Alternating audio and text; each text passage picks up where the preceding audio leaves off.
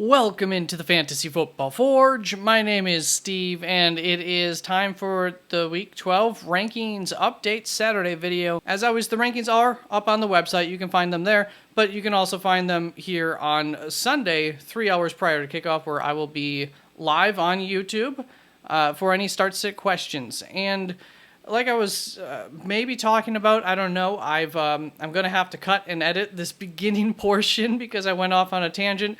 But basically, I've made some changes this week. There will be more changes that need to be made potentially after this video. And one of those big things will be who I have highlighted here at my quarterback 7, Kyler Murray. And this is dependent upon Marquise Brown. Marquise Brown is out. I'm really concerned about Kyler Murray in that passing game this week. So I would probably end up moving him back. I'm not sure exactly how far yet, but I know at least behind Josh Dobbs. I think I would keep him ahead of Baker Mayfield against Indianapolis still because of what he can do on the ground, that floor that he gives you. My big question here is Trevor Lawrence, because do love the matchup. Expect it to probably be a high-scoring game. Last week was really his only good week of the season, though, so I don't know how much I want to trust that or not. So we will see exactly what happens there. But otherwise, for the quarterbacks, I think this should be a pretty quick video overall. It's been a week where I've really had to keep things updated more than normal, and there's a lot of people that have already played. But let me check through these, and we'll see if there's any other quarterback changes. Well, one that I do remember that I made throughout the week was Baker Mayfield, Gardner Minshew. I moved and Matt Stafford, this whole group here. So Baker Mayfield, I believe, moved up a spot, or maybe Trevor Lawrence moved up ahead of him, something like that. Gardner Minshew, I believe I had jump Derek Carr, and I had Derek Carr and Gardner Minshew jump Matt Stafford. As I recall it, that is how that works out. So a little bit of shuffling here with these four.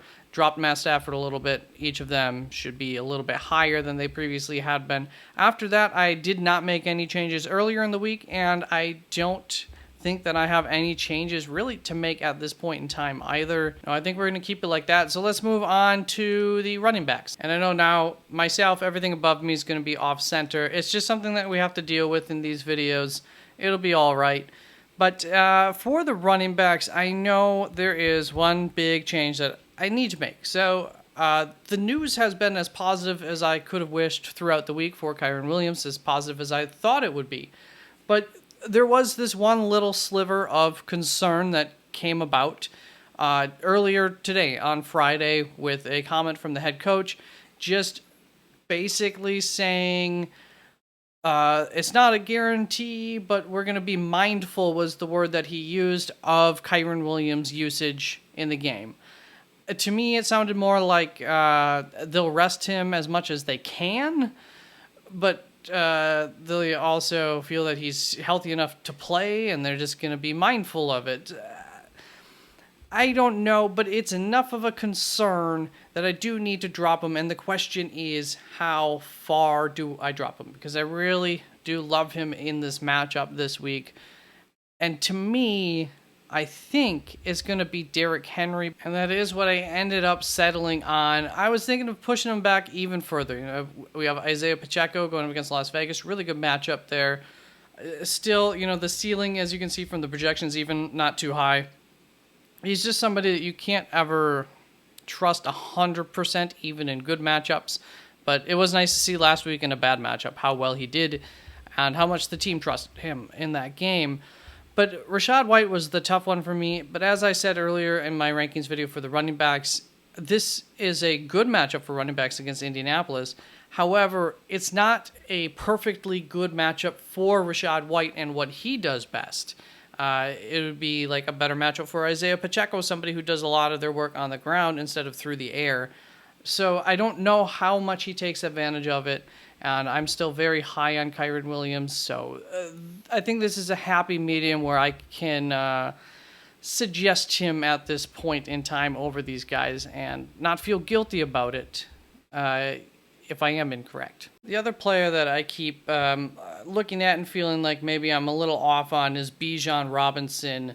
So I'm definitely going to move him up ahead of Josh Jacobs. Thinking about Joe Mixon, I was a little bit high on him early in the week because I figured that the team would lean on him. There have been some comments coming up from the team that basically they're going to run the same offense and they're not going to just lean on the running game. So I will go Bijan with his upside over Joe Mixon, and then of course Josh Jacobs, and move him up there. Looking at James Conner, who I currently have as the running back 18. Obviously, I've gotten rid of all the running backs, all the positional players from all the teams who have already played in all of these charts. I think I did the Friday game. Yeah, I did. So for James Conner, if Marquise Brown is out, I really like his floor more. You would think that he should get more targets in that event. So if that occurs, I will probably be moving him up maybe 2 spots here ahead of Javonte Williams would be about the maximum. I might be able to convince myself over Jerome Ford. So there's the case for James Conner in that event. Jaylen Warren, I decided to move Jaylen Warren up ahead of Javonte Williams. Like that ceiling more for him going up against Cincinnati than I do Javonte going up against Cleveland. And as far as Gus Edwards, especially, I like the floor more for Jaylen Warren. And Gus Edwards, just touchdown reliant, is the big concern. Devin Singletary, still appears that Dameon Pierce will be playing, so if that is the case, I'm going to keep him where I have him. I went down my rankings, looked a little further. Nothing else to change. And so here we are with the wide receivers right off the bat. There's a change that I already made live on air to the rankings that I put up there. And that was due to the news that came out earlier in the day about the health of Cooper Kupp. And so initially, I was able to I had Cooper Kupp ahead of Devonta Smith and Puka Nacua behind DJ Moore. So I'll make that, but I think we need to make more changes with those two. And so I've been thinking about it, and I still, you can see the projections, like, it hasn't been great for Cooper Kupp. Arizona is a good matchup, but it's a better matchup for the running backs. That's part of why I'm so high on Kyren Williams this week. So what I'm going to do is I'm going to move Puka Nacua behind Cooper Kupp, 1 spot behind him. I'm not overly jacked about Devonta Smith. Jamar Chase I have concerns about. So that's kind of like my cutoff. And I have faith in Nico Collins yet. It could be a mistake, but it could have been a mistake preseason where I had him ranked as well, and that worked out all right. I still have faith in him. So that is the move we're going to make. And so that is done. So looking further down, don't know that I have a whole lot has caught my eyes as to things in the rankings that I don't like about them. Do you know earlier in the week when Marquise Brown did not participate on Thursday, I ended up moving Zay Flowers, Josh Downs up ahead of him, and I moved Zay Flowers ahead of Josh Downs himself. So Zay Flowers is a little bit higher than my previous rankings.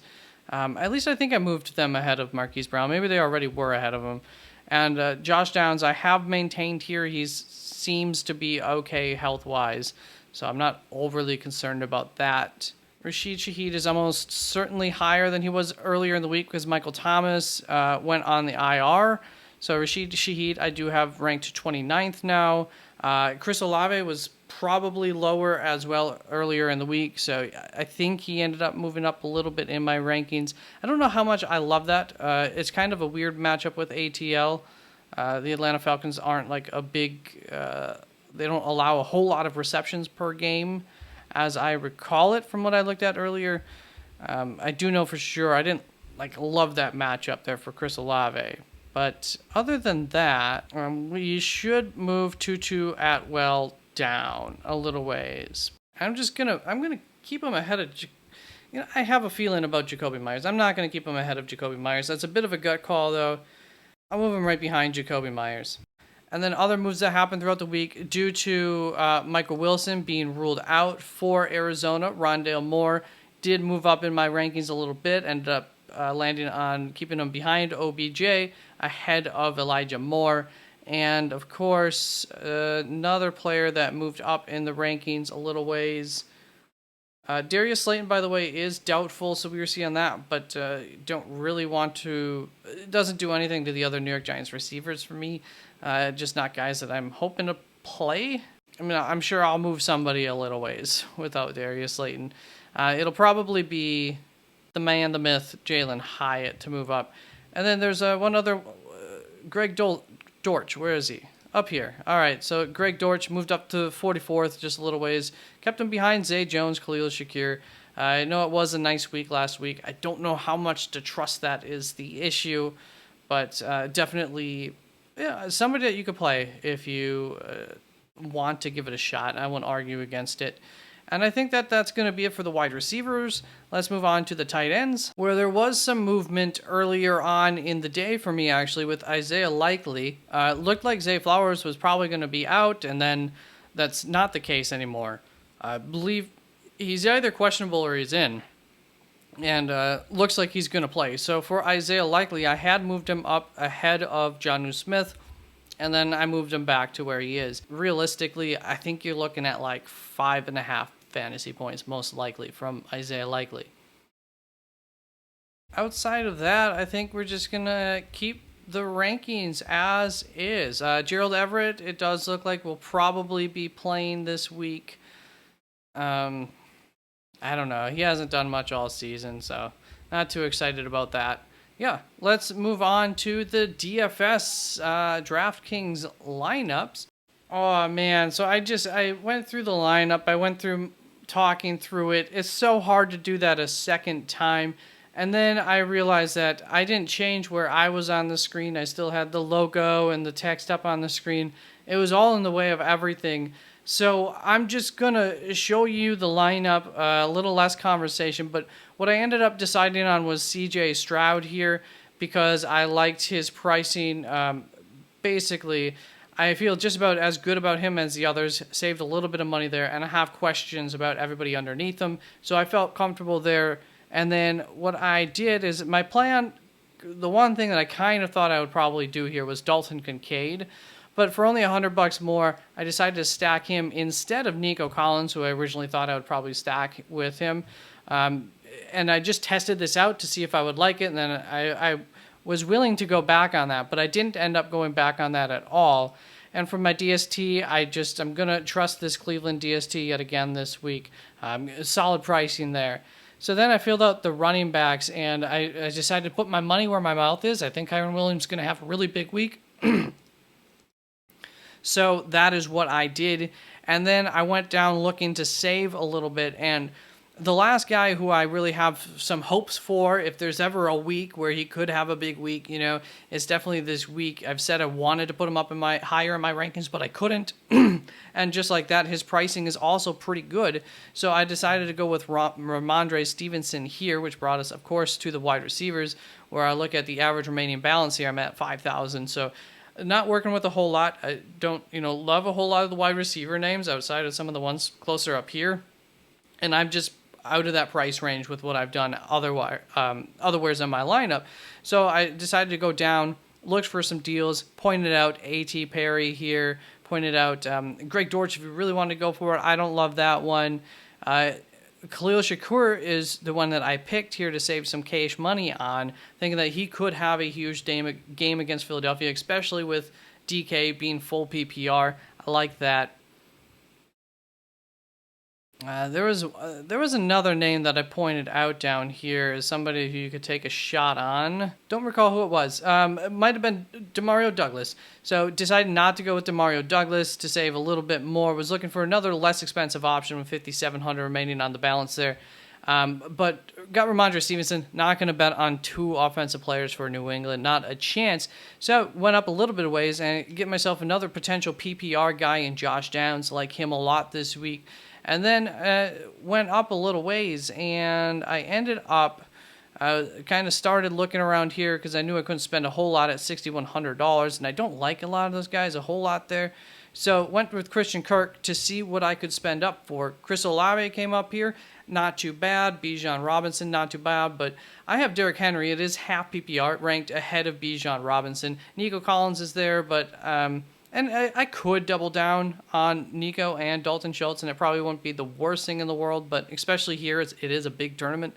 So I decided to go with Derrick Henry. I think that there's a really good chance that he's going to have one of his monster weeks this week. So I bet on that. Got $200 remaining salary. That was it. I already entered a lineup here, so it's just going to give me an error probably if I hit enter again. But there it is. Thank you very much. Peace out. I hope to see you Sunday, and I hope that your fantasy week is already going well, and I hope that you win. Bye-bye.